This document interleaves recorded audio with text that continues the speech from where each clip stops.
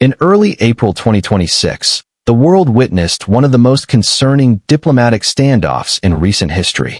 The conflict between the United States and Iran reached unprecedented levels, with threats exchanged, deadlines issued, and the international community holding its breath as two nations stood on the precipice of a potentially devastating confrontation. On April 7, 2026, President Donald Trump issued what many considered his most serious ultimatum yet to Iran. Through his social media platform, he demanded that Iran reopen the Strait of Hormuz before a specific deadline, warning of severe consequences if compliance was not forthcoming.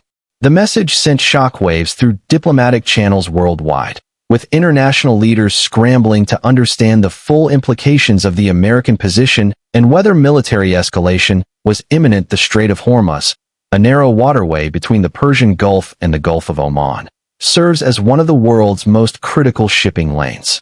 Approximately one-fifth of global oil supply passes through this strategic choke point, making its closure a matter of international economic security.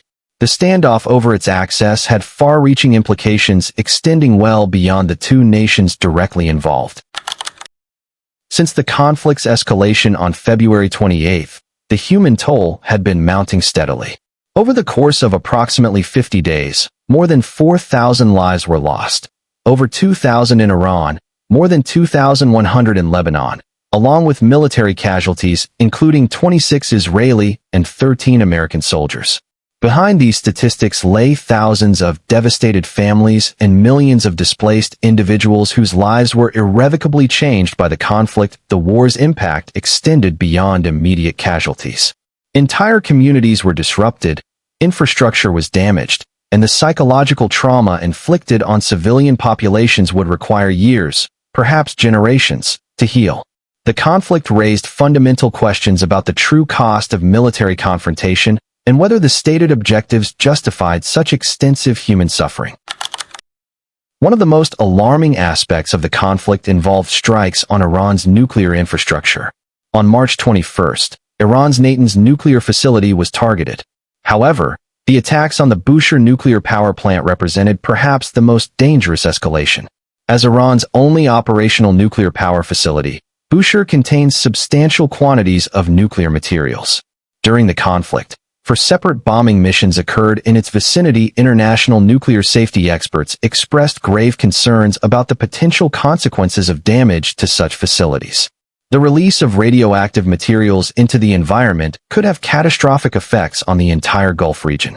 Contamination of water supplies, marine ecosystems, and agricultural land could render vast areas uninhabitable and trigger public health crises comparable to historic nuclear disasters. The Prime Minister of Qatar publicly warned that damage to the Bushehr facility could devastate the Gulf states' access to clean water and destroy fishing industries vital to the region's economy and food security.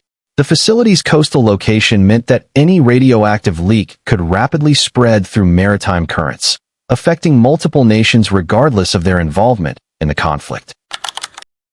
On April 3, events on the ground challenged narratives about air superiority when Iran successfully shot down an American F-15E Strike Eagle fighter jet. The two-person crew, a pilot and weapons systems officer, ejected over Iranian territory. While the pilot was recovered within hours, the weapons systems officer remained missing, initiating an intense competition between American and Iranian forces. The missing airman evaded capture for over 24 hours despite injuries sustained during ejection. Following emergency protocols, he navigated to high ground approximately 7,000 feet in elevation, concealing himself in mountainous terrain. His brief radio transmission, just 3 words, initially raised concerns among American officials about potential deception by Iranian forces attempting to lure rescue teams into an ambush. After verification of the message's authenticity, a complex rescue operation commenced. Intelligence agencies deployed disinformation suggesting both crew members had already been recovered, hoping to end Iranian search efforts.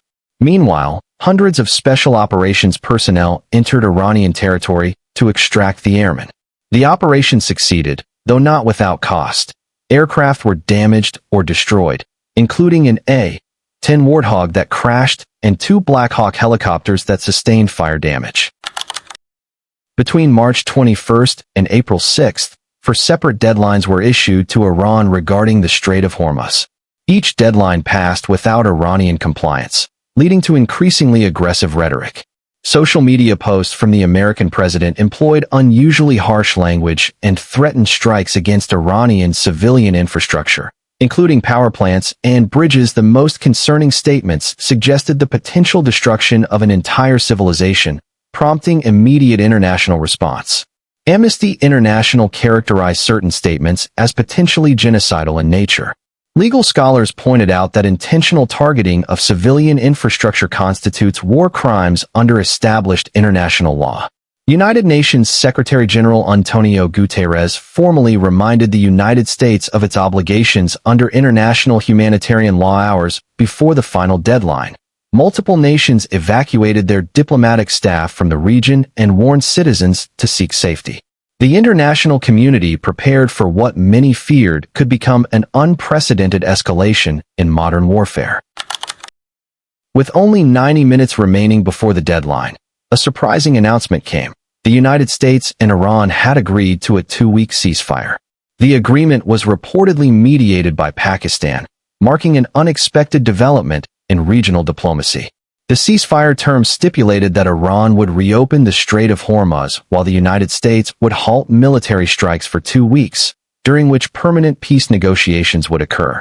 However, complications arose almost immediately. Within hours of the ceasefire announcement, Israel conducted extensive strikes in Lebanon, resulting in over 300 casualties. Israeli leadership claimed Lebanon was not covered by the ceasefire agreement, while Iran pointed to the official ceasefire statement suggesting all regional hostilities would pause. Peace negotiations began in Islamabad on April 11th, lasting 21 hours. Iran presented a comprehensive 10-point proposal addressing sanctions relief, recognition of its authority over the Strait of Hormuz, withdrawal of American forces from the region, and acknowledgement of its right to uranium enrichment. While many points reportedly found common ground, the crucial issue of nuclear capabilities remained unresolved. Reports indicated the United States sought a 20-year suspension of Iranian nuclear activities, while Iran proposed only 5 years. Following the negotiation failure, the United States announced a comprehensive naval blockade of Iranian ports, effectively creating a dual blockade situation on the Strait of Hormuz. This American blockade differed from the Iranian closure by targeting all maritime traffic, including vessels from nations maintaining trade relations with Iran, particularly China. Chinese officials warned against interference with their sovereign trading relationships. The blockade successfully interdicted or redirected approximately 13 vessels. Then, on April 17th, Iran unexpectedly announced the complete reopening of the Strait of Hormuz for the ceasefire's duration. Global oil prices dropped 10% on the news. However, just 24 hours later, Iran reversed its position, announcing the strait's closure once again, creating continued uncertainty in global energy markets. The conflict created diplomatic challenges for nations throughout the region. India faced particular difficulties when Iranian Revolutionary Guard Corps vessels fired warning shots at Indian-flagged merchant ships attempting to transit the strait, including a supertanker carrying 2 million barrels of Iraqi crude oil. 8 Indian vessels were ultimately forced to turn back, representing significant economic disruption. This incident highlighted the complex position of nations attempting to maintain neutral positions while protecting their economic interests. India's relationship with Iran, previously cooperative including joint development of the Chabahar port, became strained. Meanwhile, India also sought assurances from the United States regarding continued purchases of Russian oil, receiving temporary permission only until mid-May. More recently, a 10-day ceasefire was announced between Israel and Lebanon, mediated by American officials. While Israeli military presence would continue in southern Lebanon, negotiations for permanent peace were scheduled following the ceasefire period. As the 2-week Iran-US ceasefire approached its expiration on April 22, significant uncertainty remained. Would negotiators reach an agreement before the deadline? If an Iran-US deal was achieved, would all regional actors, particularly Israel, respect its terms? Throughout the conflict, Actions by various parties repeatedly complicated peace efforts, raising questions about the genuine commitment to conflict resolution. The Iran-US crisis of 2026 demonstrates the fragility of international peace in an interconnected world. The economic disruptions, humanitarian costs, and environmental risks associated with this conflict extend far beyond the immediate parties involved.